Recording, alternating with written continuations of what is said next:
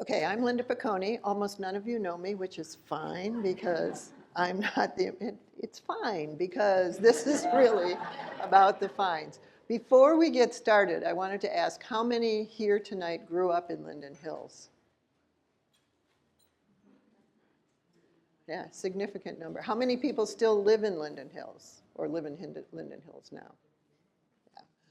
And how many of you are members of the Fine family? All right. We're going to do this kind of in a low-rent Oprah. I'm going to interview Bob and ask him questions about growing up in Linden Hills. I came up with the idea for this because I thought it was unusual that here's someone who grew up in this neighborhood, still lives in this neighborhood, raised his kids in this neighborhood, has relatives in this neighborhood, and has seen a lot of changes and a lot of sameness.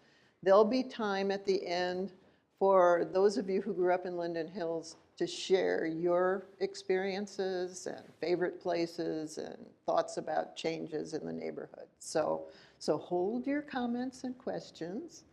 Okay, this is Bob Fine. Many of you may know him, and we'll get started. Okay, so Bob, how did your family come to live in Linden Hills? That's a good question. I can't remember. Okay. No, I was born in a little tiny hospital in North Minneapolis, and at the time my parents lived in St. Paul, and when they took me home from the hospital, it was right to our new house on 39th and Zenith, which I lived in all the way through high school and beyond. Let's talk about And who so, is in your family. well, I was just going to say, so we moved in the block then, and I lived there ever since, and I only went to two schools, Audubon and Southwest. And then in my family, I have four brothers, but I'm the second oldest. My oldest brother, Jim, lives in Seattle. My brother, Gary, lives a block from me. He's sitting right here. Doesn't live very far from me. And the next one is David, who's my brother. He's right next to Gary. And David graduated Southwest in '74, so he's a little bit younger. And then we have one younger brother, much younger, Alan. So there are five of us, five boys. And basically, that's it. How we got in somehow. Our parents, as most of us, that's what decides where you're going to live, where your parents are. And I always thought it was a great thing. I mean, to me, Linden Hills has been a major part of my life, but I think it's the best place to live. I can't imagine a better place. When we've talked about this, you talked about Linden Hills being an idyllic place to grow up. And that's a word you use several times. Where did you go to school? What was that like? And you were born in 1949, correct? 1949. Yeah. And so the question is basically is what was I growing up with, or what there were three schools in the area that all fed into Southwest. Southwest was a junior senior high, meaning it went then from 7 to 12. And there were three schools. There was Audubon, which is still existing. It's called Lake Harriet Lower. And then there's Lake Harriet, which was just about a block from here. It was another elementary, it was a K through 6. And then the other one was Fulton, which was a K through 6. We all fed into Southwest, and then in 10th grade, we got some more students from another junior high. But it was an interesting thing because I think Audubon was the smallest school in the city. Somebody can correct me, I have a lot of old classmates here. And that was the smallest school in the city, and I think Lake Harriet might have been the second smallest, and they were controlled by the same principal. So the principal was only at one school every other day. And what was school like? I mean, what were the hours of school, if you can remember? And was there recess? Was there? Well, we had recess. We actually, unlike today, we went home for lunch, except in the winter. When it was really cold, you could bring your lunch. I think only if you live far enough away. We live 6 blocks away. So we were in the group that lived farther away, and it was just sort of a different time. We used to come back, and I think a lot of us came back early from lunch, because we wanted to play on the playground. After all, you were there for all your friends, and it was really interesting. And there were really unique things around the school. The most important thing for me is we had a couple of houses in the neighborhood that were like, I think they're considered grocery stores, but they're mostly candy. And so there was one not far from Audubon, right on the corner of 40th and France. And the family lived in that house, but their living room was devoted to the store. And you'd go there before school started. It was packed with kids. That's where I first learned to buy a lot of candy. Unfortunately, I have a brother who's a dentist now who doesn't feel that was a good thing. And when we were talking earlier, you were telling me about the importance of the library for your life as a child, and Hebrew school, and pick-up sports. Yeah. Being Jewish, I had to go to Hebrew school at least 3 days a week, so it made it very difficult to join a team. So I was really into sports. The best thing was pick-up sports, but it was different than it is today. I've been coaching kids now for 50 years at the parks here, and the kids that play, it's really a different environment altogether. You used to go down to Linden Hills Park and the fields were all taken. You used to go over to Pershing Park, same thing. The fields were all taken. Today that doesn't happen.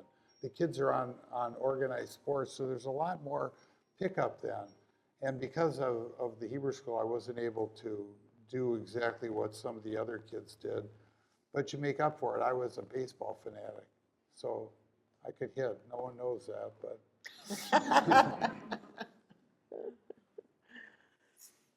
What did the neighborhood feel like to a kid? Well, it was different too. For one thing, there were dogs roaming all the time. And that was my fear sometimes going down to Linden Hills Park often on my bike was the dogs would start to follow you and they'd be nipping at you. You know, there was no law leashing. There's no law at the time that required you to leash your dog. And so it was different. But we had such an unusual setting here because we had two of the best lakes that you could imagine in Lake Harriet and Lake Calhoun. And we had a library. What could be better? And I know some of my friends are sitting there, you mean you went to the library? But actually, it really was good because they had programs there. They had a lot of things you can do. My kids grew up with it. It's great. But you've got the lakes, and that's where I became big on biking and where I became big on swimming. I never had a swimming lesson other than technically my dad going down to the lake with us. But I became a competitive swimmer. I even swam in college, and it was really because of going down to the lake. So what used to happen, especially in the summer, is we literally played baseball from the time we woke up till probably 1 or 2 in the afternoon. And then we would break from playing baseball. That's if you're lucky enough to find a field to play. We were lucky because I had a friend across the street who had his own field. They had an empty lot behind them. But then you go down to the lake. Well, what could be better? And there were girls down to the lake. That made it even more inviting.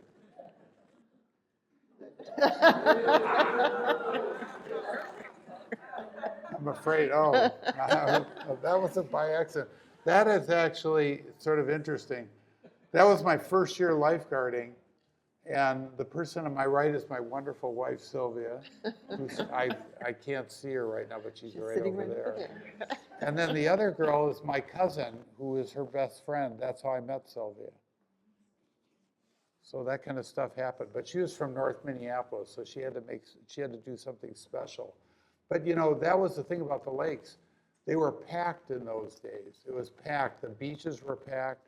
When I used to lifeguard, that was my first job for the park board for many years. And it was jammed. The beach was jammed all the time. It was just sort of this idyllic setting. Can you imagine that? I have one interesting story to tell you about that. I became friends with an assistant principal of Southwest, not when I was at Southwest. His name was George Dahl. And I think he was the founder, really, of the open program in Minneapolis. He later got on the school board. He was chair of the school board. And when I was on the park board, which I was on, and I was president of the park board, he knew me from Southwest, even though I didn't have him as a teacher. But we knew each other, and we had a lot of respect. And he lived only 2 blocks from me. He lived on Abbott, and I was on Zenith. And he told me, you know, you don't know what an idyllic kind of background you have that you grew up with in Linden Hills. It's not only the best setting, but it was the best time. He said Southwest was a great school. The kids were great. It was like idyllic. He says you couldn't find anything else like that. And I agree with him.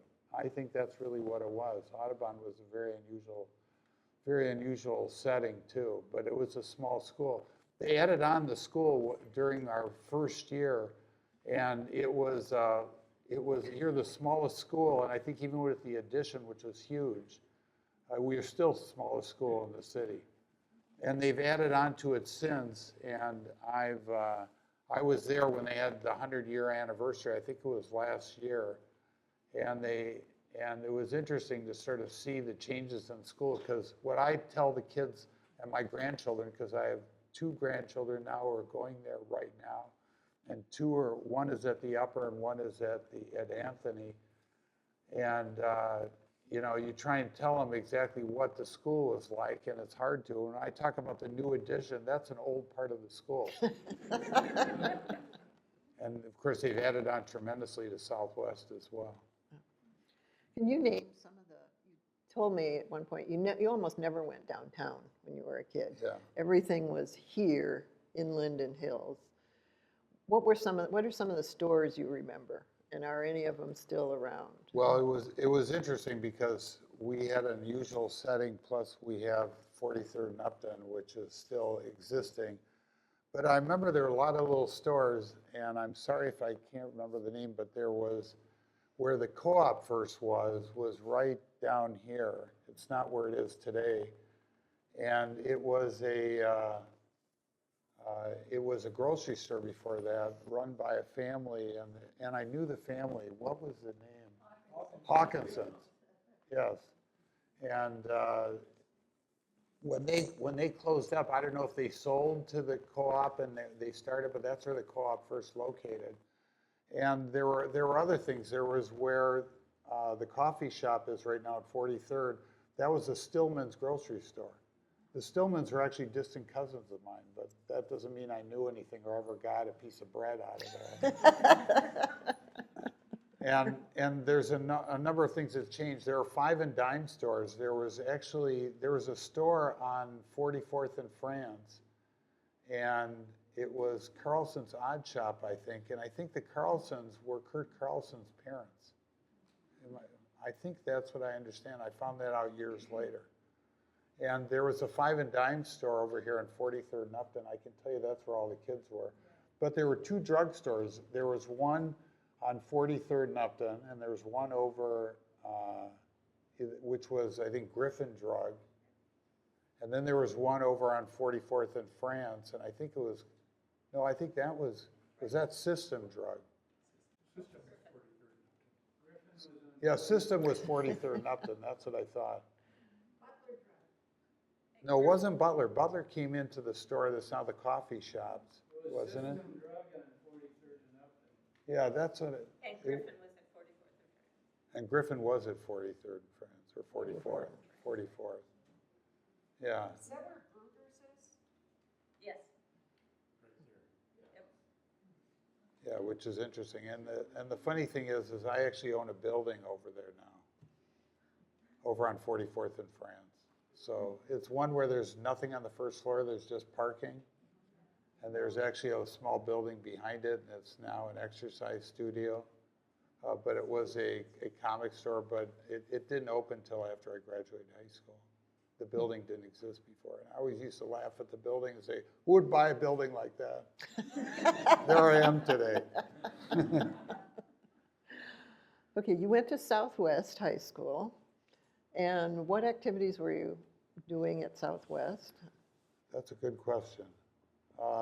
I like doing a lot of things, and so I volunteer for things at Southwest, but I was always concentrating around sports, and I wrote for the Southwest newspaper, and that was because I liked sports so much. I had my own column at some point where I used to write stories on people, and I was usually involved in other things. I was on the chess team, and I was a captain of the chess team. I was one of those things I really liked. I was always good at math, so that was sort of my subject, but Southwest was really good. We used to frequently have the top test scores in the state in the national math test. I really liked it. We had an issue at home. My mother was actually the one who ruled over what courses we took. We took every science and math class that was required. I couldn't take choir if I would have paid anybody for it. My mother wouldn't have let me do it. And so what happened, and it wasn't because my father could afford to put any of us through college. My older brother went to medical school. I don't think my father paid for any tuition or anything for him for that. Same thing with me. I went to law school. My brother Gary went to dental school. My brother David went to medical school. So it was frequently a bragging point for my dad to sort of like describe his sons who all got advanced degrees and got doctorates and moved on. That was, I think, what he was extremely proud of. It was really something. But my mother used to rule over what courses I took. So that was really it. So I always took physics, chemistry. It didn't matter whether I liked it or not. I had to do it. So you went to the University of Minnesota for undergrad. Right. And you lived at home. I lived at home, probably like, I think over 50% of the students, which I would bet isn't the case today. Maybe. Yeah. And I ended up doing very poorly my first year. I didn't like studying. That wasn't a good thing. And I started in engineering, but I wanted to be a math major. And I somehow survived my first year where I was in trouble. I was on probation. And I ended up with 2 majors, graduating in 3 years. I took basically 3 years. I took 3 years of college in my last 2 years. The only thing I had to be careful of is people were graduating college and going to a place called Vietnam. That was not where I wanted to end up. So the problem was, what am I going to do? And they came out with a lottery my last year, and I won the lottery. My number was 362, so I was going to be drafted, and I applied to go to law school at that point. And my older brother, who was going into medical school, he got 356, so he didn't need that number for anything, because he was exempt anyways. But one of the things I did, which I carried on from Southwest, was I wrote for the Daily. I also I wrote for the Minnesota Daily, which every year we won as one of the top 2 newspapers in the country. I mean, really, and they had prominent people who would come out of there. I won awards for some of the writing. I almost did 95% of the time it was sports writing, which was really a lot of fun. I thought about that as a career. But the Daily was sort of like where you had your view of everything. And because of all the student strikes and what was going on in Vietnam and Cambodia, I was sort of in the center of things by being on the Daily. You could find out right away whatever was going to happen, and it was really interesting. But that was really a highlight. I was president of my professional engineering fraternity, and I probably got into things more. My history major, my concentration was at civil rights history. My professor wrote a lot of books on it. And to this day, I'm the longest serving civil rights commissioner in the history of Minneapolis. I've served now 23 years on the Civil Rights Commission. Yep, People only think of me as on the park board. But. I'm going to ask you about civil rights in a moment, because that's an important factor here. We'll just quickly go through. You went to law school in St. Louis. Right. Your only time of leaving Linden Hills. I know. Was but only during the school year, and I was home every break. And you married Sylvia. We got married after my first year of law school. Very young, and came back to Linden Hills and started a law firm. And now I want to talk about your involvement with Southwest High School now as an alumni, as a lawyer, as a neighborhood resident. Because you've been involved with the high school in various ways for many years. I've actually I tend to volunteer for almost anything. And I was put on a panel of 2 parents when my oldest son was at Southwest in 9th grade. And it was sort of the beginning stages of getting parent involvement in the schools. And it was, the principal at the time was a guy named Bill Phillips, who happened to be a teacher when I was at Southwest. And although I didn't have him, he knew me quite well, and he's the one who encouraged me to get on. And I was heavily involved in coaching sports. I got into it immediately when I finished law school. So basically, I've been coaching sports now for 50 years straight, except for the year for COVID. 50 of 51.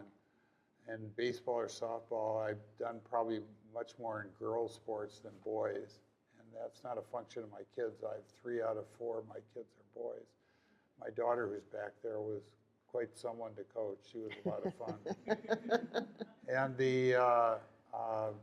so I got really involved to the point where just recently I was put in the Southwest Sports Hall of Fame. It wasn't for my swimming. One of the best swimmers that ever swam for the school sitting in the audience. He was really good. I wasn't up at his level. And I swam at the university in the water polo team. I actually swam at Washington University in St. Louis. The reason was I was so poor I didn't know where I was going to get food from.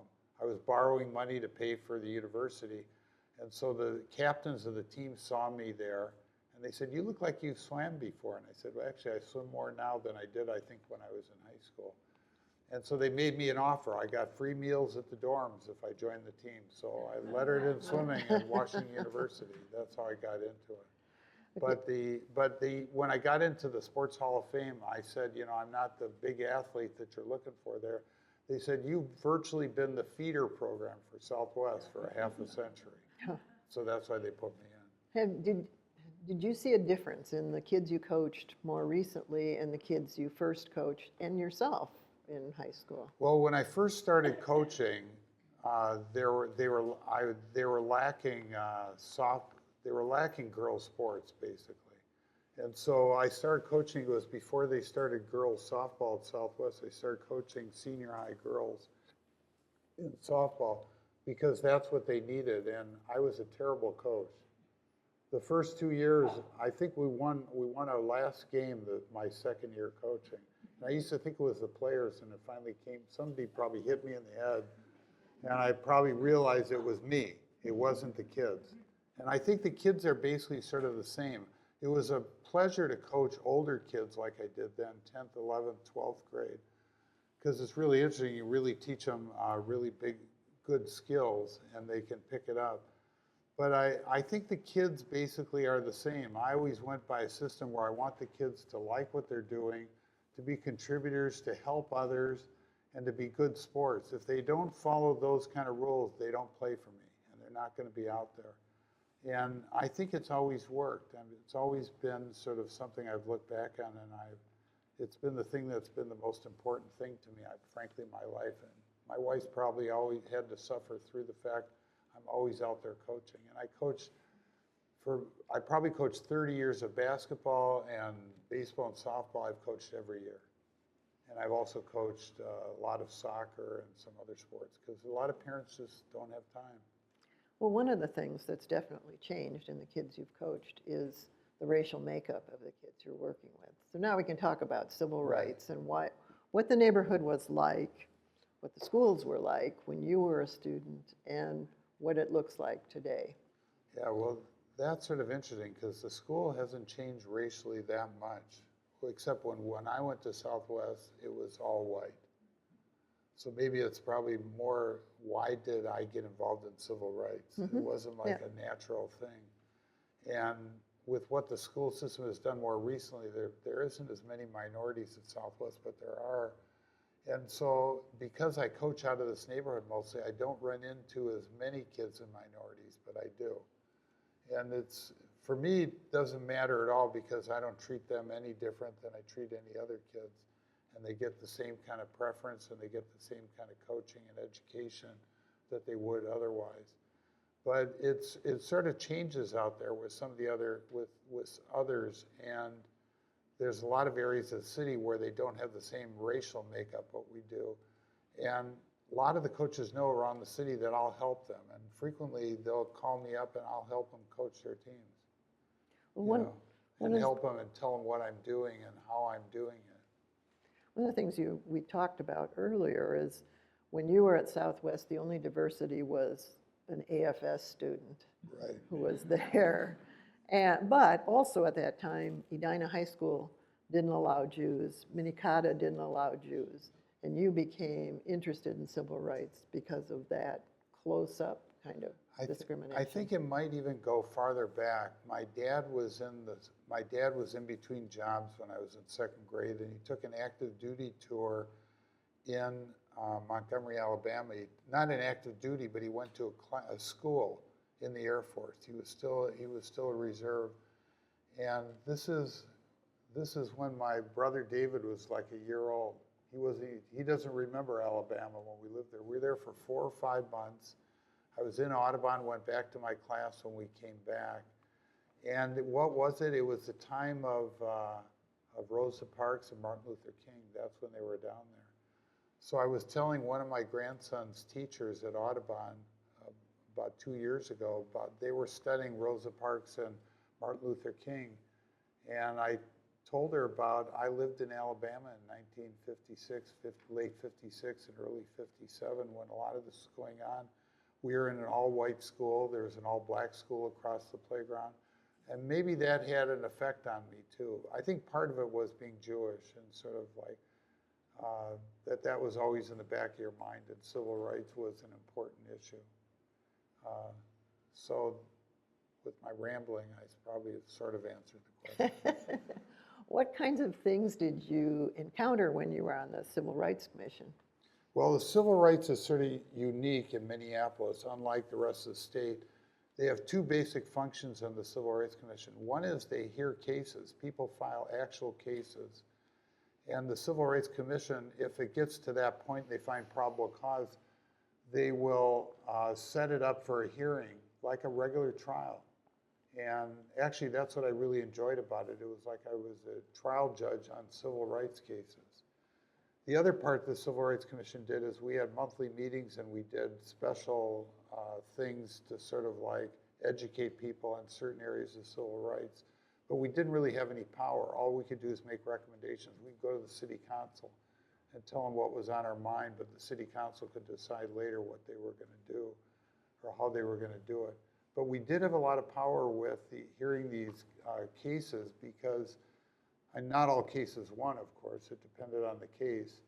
But a lot of what happened with those cases is, they could force an employer to hire somebody, they could find discrimination, they could award damages. There were cases that came in with damages of over $400,000. So, I mean, it really had a lot of pull to it. And when I was first in the Civil Rights Commission, we had a lot of fights about issues, about what was really important. And it sort of had a lot to do with my running for office later because I became sort of an advocate for a lot of people and some of the rights that they have. And it was really, it was an interesting time, but I rejoined the Civil Rights Commission 5 years ago. And so I'm serving again. It's not quite the same. And I don't know if that's complacency or if it's things are better.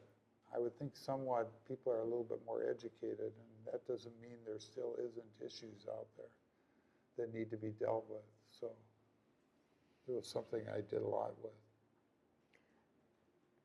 Let's talk about today's Linden Hills versus the Linden Hills you grew up in. What's changed for the better in Linden Hills? That's a good question. That's 3 good questions I have so far tonight.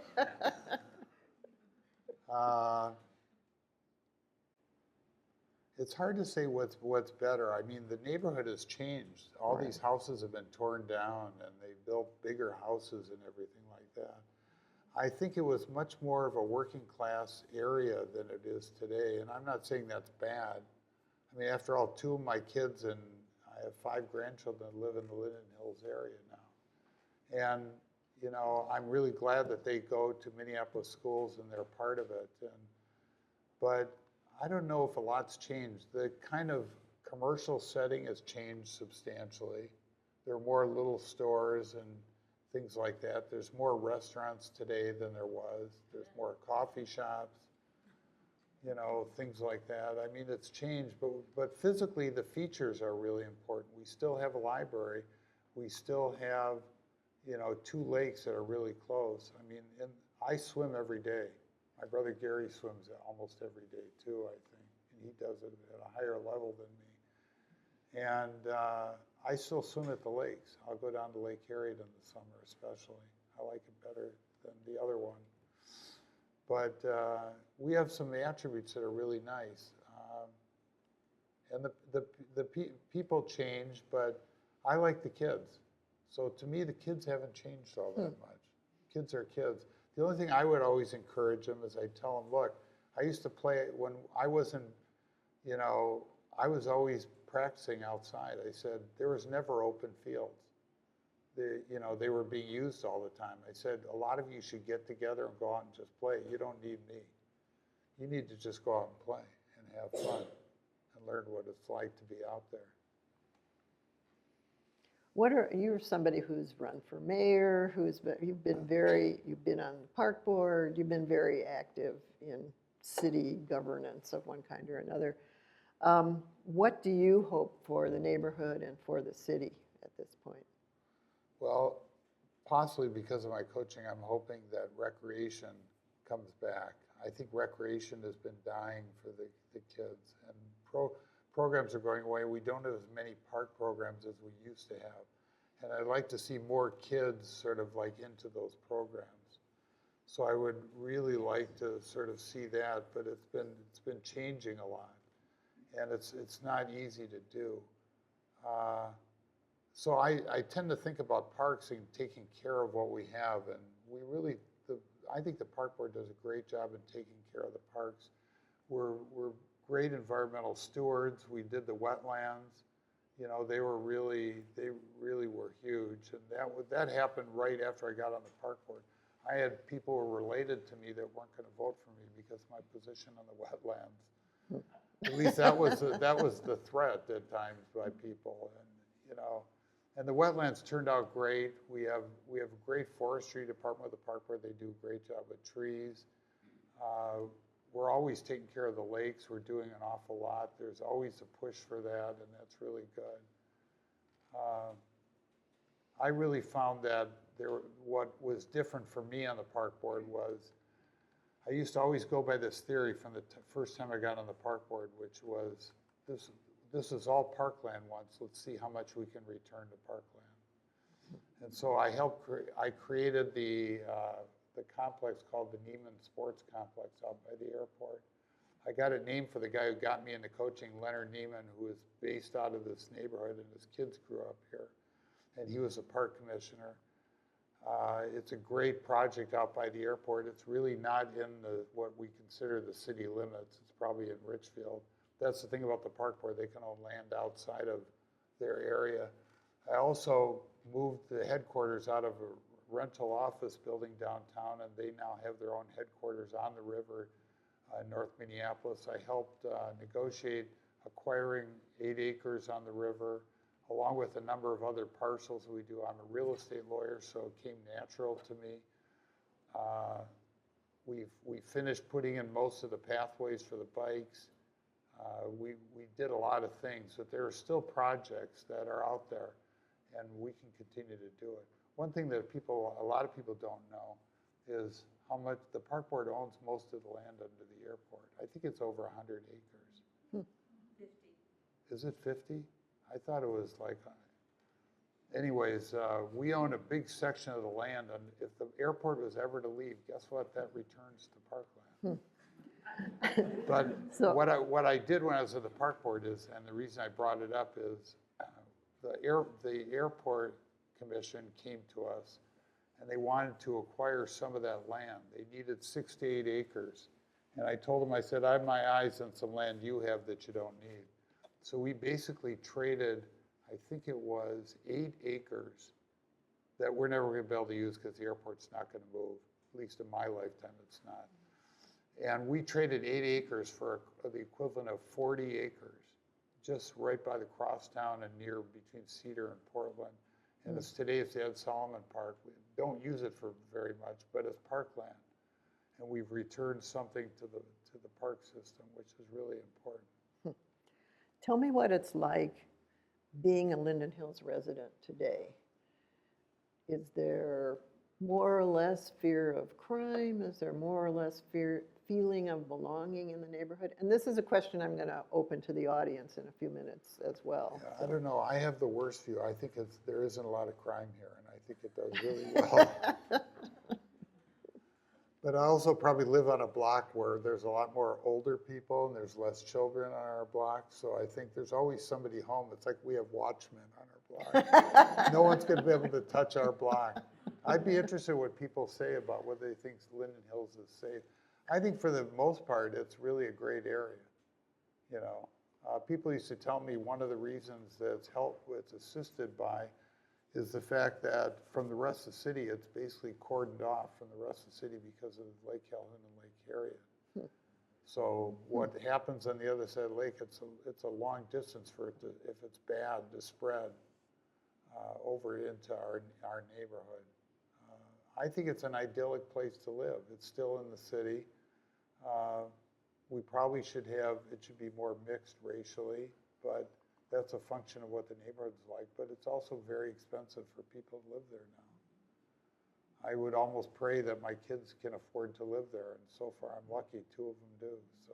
So, I think we can stop with your part on you saying it's idyllic once again, and I really that's would. my brothers even. Oh yeah, well, yes, brothers. Does either one of you still live in Linden Hills? Gary, you do, don't you? Yeah. But David, you do not. Right. Yeah, I moved out of the neighborhood. I live by Cedar Lake, Oh, okay. so it's part of the Southwest District still at this point, which is fun. It used to be the West High School District, but when West closed, that became part of the Southwest, which is kind of a little bit different because I think historically there was high schools all over the city and everybody could walk to school.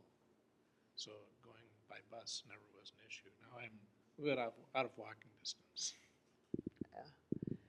So anything you would like to add to what Bob's talked about for your family growing up in Linden Hills?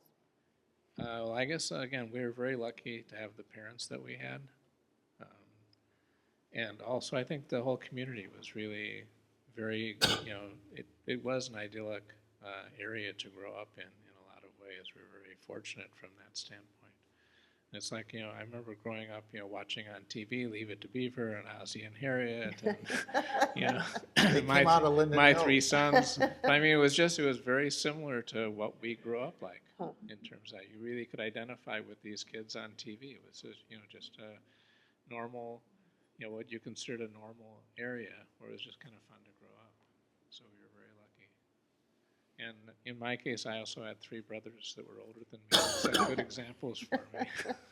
And very protective, I'll bet, yeah. Yeah, very protective, but again, just set very good examples for behavior and that type of thing. And so when I went to school, because my brothers did well in school and they had good reputations, I was automatically assumed to be a good student even before I started, which is nice. Well, and I just add one point to what David said. When he was a kid, I was worried about the kids in the neighborhood. There used to be more fighting among kids in the neighborhood, so that did change. Oh, I don't think you see kids fighting or stuff, but there was a lot of that when I was a younger kid. So, and they were all over. The streets were covered with kids. Everybody was outside. Nobody was in programs or anything like that, and very few kids not very many were on team sports. So David used to go to the library a lot. He used to take a wagon, and he used to take 30 to 40 books home with him. So I was always sort of worried about this. I was telling him about this only a couple of years ago, I think. I was sort of worried, and I talked to my older brother. I said, I'm worried some kids are going to rough him up, and all those books are going to be all over the street. Poor David, they're going to rough him up, and he's got to pick up books for a couple of blocks because the kids would sort of resent him. So I used to follow him. I'd follow him. I'd be about a half block behind. He never saw me. Never saw me. I'd be about a half block behind him. I'd see him come out. His wagon was sitting out there. No one was going to take that wagon. I was out there watching. And then I'd be following him until he got home. I don't think he ever knew that I was following him all the way home. But I was sort of worried about that kids were going to rough him up because it used to happen a lot more. And of course, I was a lot older, so. Well, and like he says, a lot of us really roamed free in the neighborhood all the time. It's like we didn't have structured programs. We weren't in different clubs and sports activities and that type of thing. It really wasn't necessary. I remember you you'd come home from school and then you go out and play, and you come home for dinner, then you go out and play, and you came home to go to bed, and that type of thing. In the summertime was the same thing. You just go door knocking. You saw which of your friends was free to play, and that was it. And you just came home at meal times. You were home for lunch, and then you went out. You came home for dinner. You went out. You were playing kick the can or something like that in the neighborhood, and you come home. It's time to go to bed. But I think it was considered very safe at that time for kids just to roam free.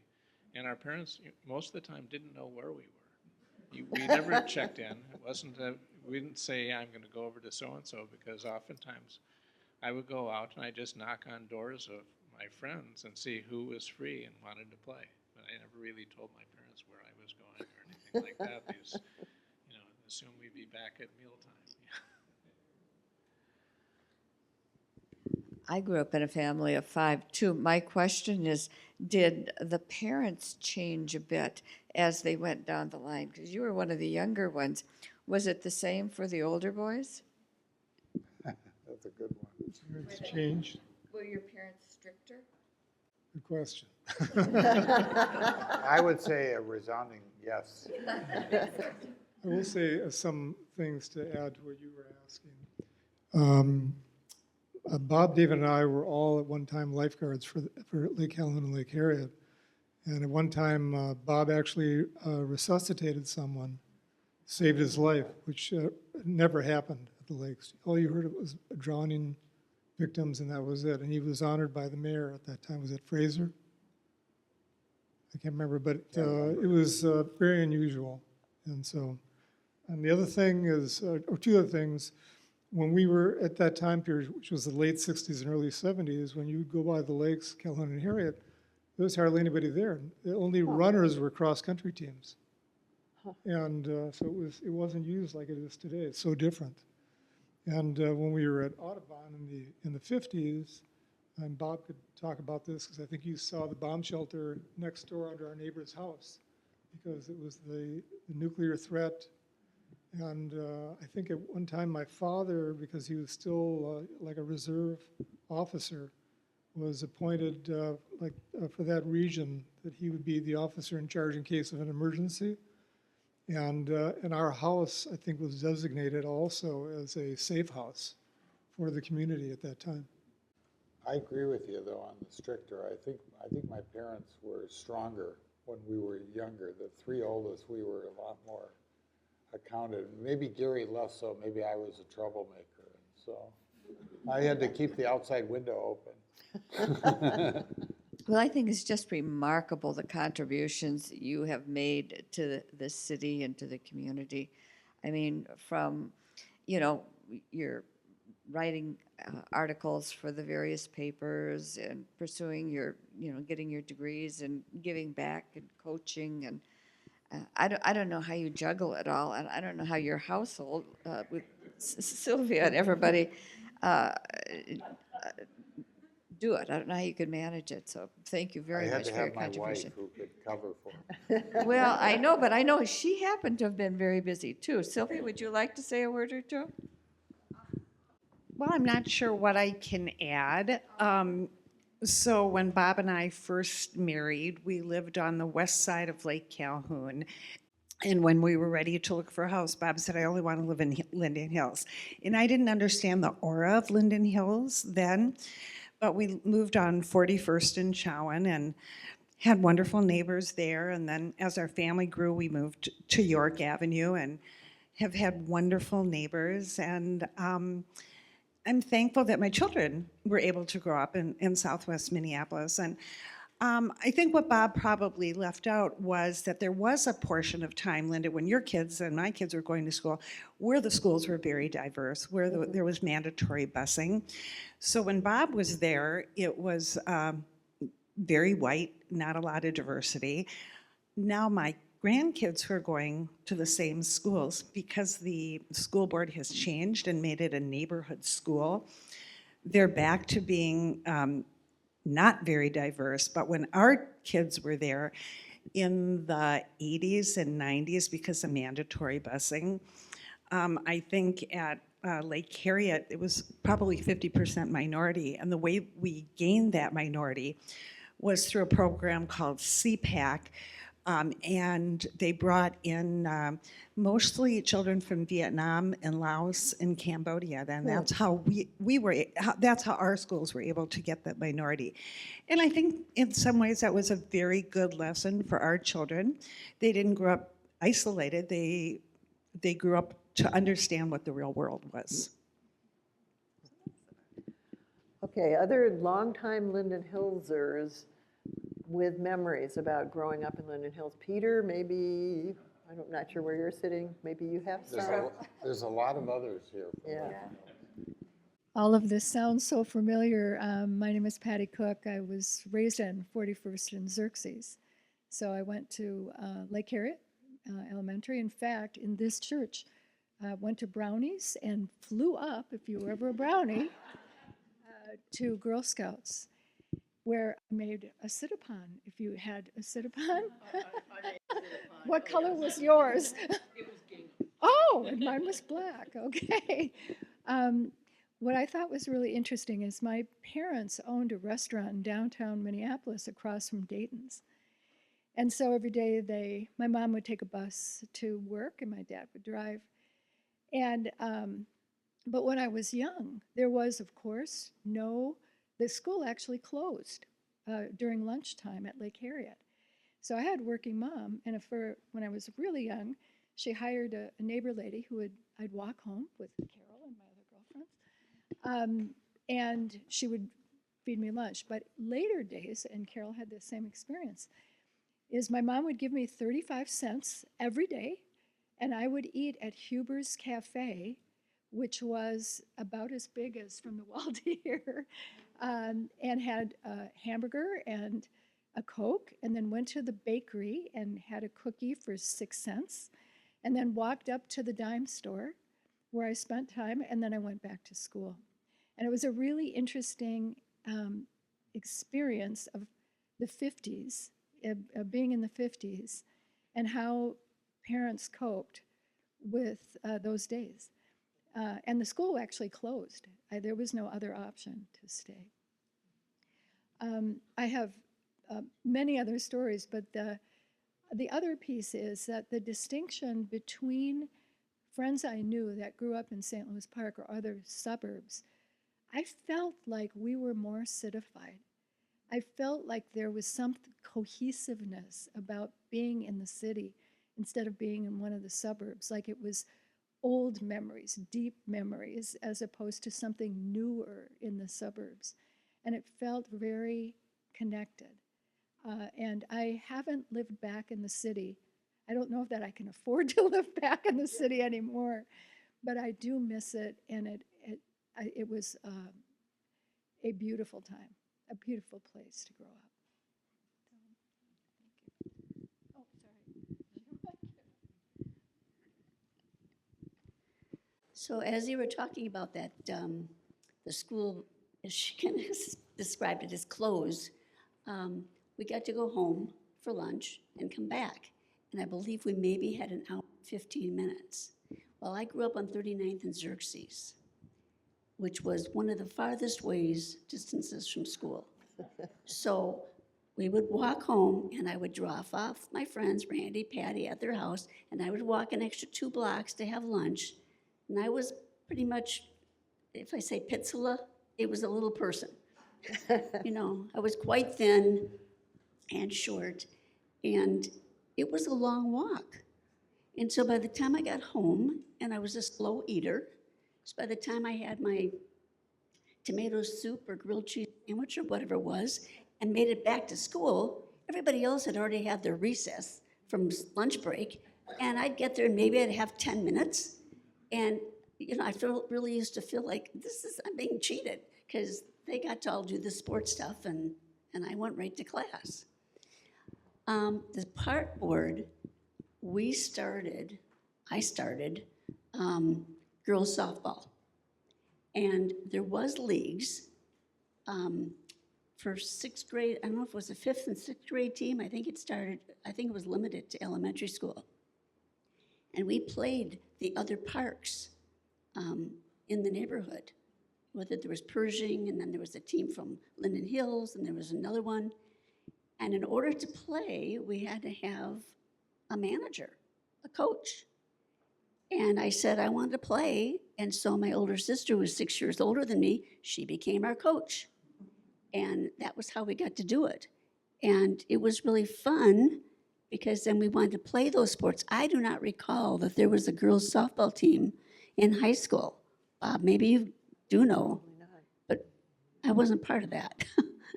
So we only made it for those 2 years. Then when you get to junior high, that was the end of it. But it was a phenomenal place. And as Patty also was talking about, the lunch, having lunch at the restaurant in Linden Hills. Okay, when it was really cold out, you could stay at the school and have a box lunch with a thermos inside, or my mom would let me walk to that restaurant, but they had a hot turkey lunch with mashed potatoes and turkey like over toast. That was the best. And maybe it was only 35 cents, I don't know. But that's what I remember. When I was really lucky, that's where I got to go for lunch.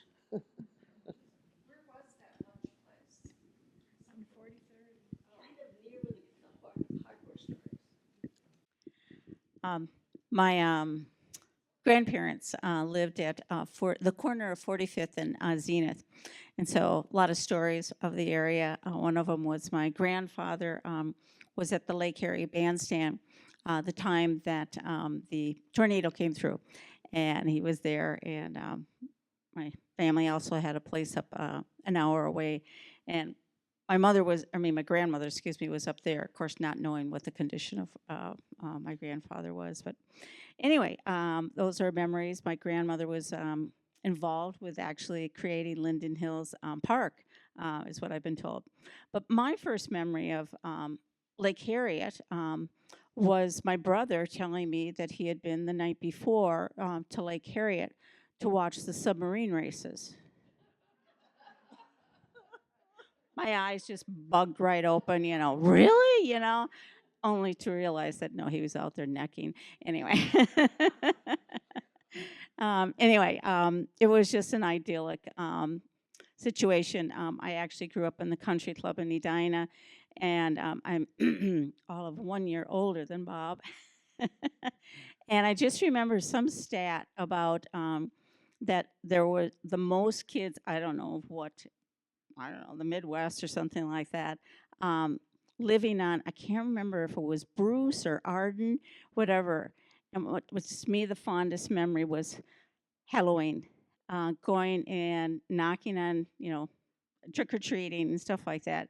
And of course, the worst thing was that everybody, of course, would recognize me. It's like, how do they know who I am? I've got a costume on and everything. Anyway, but it was just such a community. That was the thing that was so idyllic.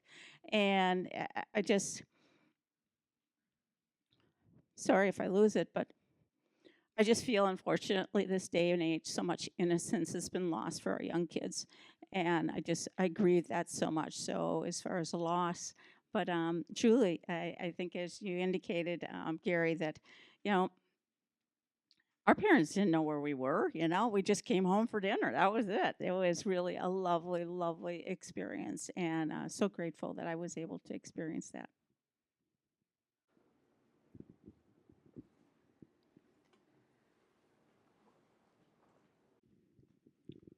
Hi, I was a classmate of Bob's at in Audubon and at Southwest throughout the entirety of the good run that we had. The word idyllic has been bandied about considerably tonight, and as a kid, I experienced the same thing that's all been described. But there was a dark side that we weren't aware of as kids, and I only became aware of more recently. The whiteness of the Southwest community was attributable to some of the most bigoted laws in having that existed for decades, with covenants running with the title of real estate property, which prohibited people selling to non-whites. And you don't get more exclusionary than that, other than when federal legislation started to try to correct that, there was still a provision that, yes, now you're free to sell to non-whites, but if your neighbors claim there's a loss of property value because of the new neighbors that moved in, you were entirely responsible to make up the monetary deficit that they suffered. So that's why we were all white. And in more recent times now, it's probably the heavy whiteness is attributable to what a wonderful part of town it is to live in with the lakes and parkways. And as a result, the inflationary spiral of real estate prices not prohibits, but at least tends to exclude those in the lower income brackets, which again tends to keep it white. So it was we're all waxing tonight about how wonderful it was to grow up, and it was for those of us who experienced it. There were other segments who were not able to experience it. That's right. I just want to add to that, is yes, it was very white, but there was something about Linden Hills that I had a lot of Jewish friends. My parents ended up in Linden Hills because they were not allowed to buy a home in Morningside that they found. The people found out that my parents were Jewish and they couldn't live in Edina or Morningside, and they ended up by Lake Calhoun. And I ended up with a lot of friends later on. I don't know what their parents went through, but if my parents were one of the first ones in that area, and my oldest sister, 6 years older than I, did not have as many Jewish friends as I did, because by that time, I don't know, it was more welcoming. So I never thought of it as that. I thought of it as welcoming to all whites. Yes, it was white. And I had a friend in high school, Ramon Valdivinos, who had Spanish background. And in high school, he connected my family with a family from Lima, Peru, where this girl wanted to come live, and she attended Southwest with me for 3 months or so. And that was the only person I knew in high school who wasn't white or who wasn't just, the straight Anglo-American background. I want to add one thing to, I grew up in 41st and Xerxes, and I used to ride my bike like we all did to 50th in France. I was raised Jewish too, and I felt afraid when I went to 50th in France that I wasn't welcome there. And I have light hair, I have green eyes, I could pass, but I always worried that there might be violence, and that's as a child. And I can't say, I mean, this is nothing compared to what racial inequities are in other parts of the city and in our country, but it gave me pause, even to this day.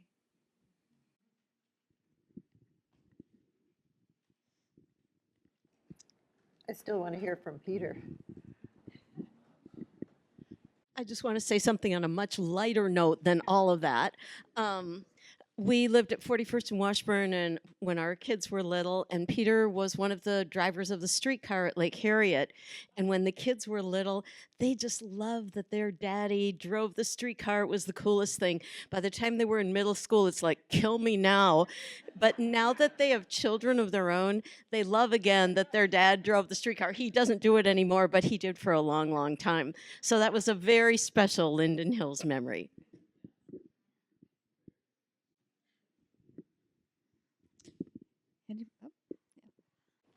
So I didn't grow up in Linden Hills. I grew up in Edina, probably close to you on Bruce Avenue. And but what I want to say, but I live in Linden Hills now, and I have since '93. But what I want to say is, one year I did the census. I think it was, I guess, was it 2000? I guess. Anyway, we are a little more diverse now than we were at one point here in Linden Hills. Because in doing the census, it was people who have not, filled out the census. So there are quite a number of Somali Americans here in Linden Hills. And also, I think I know there are a number of Irani Americans here. So I just wanted to point that out. But I'm older than Bob. I'm 82, so I was born in 1943. So, and I remember Carlson's. I forget exactly what it was called. I thought they also did. Carlson's Odd Shop. Yeah, I think it was little sewing stuff that my mother went and bought there. And also, there was a wonderful bakery. I missed the bakery that was right on that. Right next to it. Yeah, that corner. I was once asked by somebody that currently lived in Linden Hills. I don't know how we got into the conversation, but I was talking about how many of our neighbors owned the businesses on 43rd and Upton. It was a really common thing. Like my next two doors down owned a florist shop. Well, we got into a discussion with people who lived currently in Linden Hills who didn't know the history of the buildings there and what they had been in prior lives and prior generations. And I wonder, does the organization track that at all? So is there a history of what that building or this building was at one time? I can kind of answer that. So back in 2001 or whatever year it was, we did a book down at the lake. And Susan Tapp, there she is back there, she has gone through the directories and compiled. And it's something that we have walking tours. Oh, nice. So, yeah. Unfortunately, the book is out of print, but you can get it from the library. And city directories are available, but it is fascinating when Picnic opened up down here, the new one that went in where Clancy's was. That had been a meat market for so many years. I mean, for, 50 years, back to the 40s or something. Anyway, and they opened it up. It was like when they were talking about building it, everybody who was familiar with Clancy's going, how do you put a restaurant in there? Anyway, but it opened up. It really did when you take out all those coolers and counters. So anyway, but it is fun to look at it. So.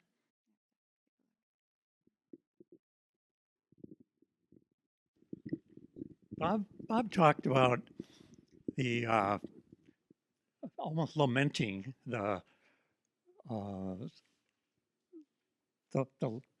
lack of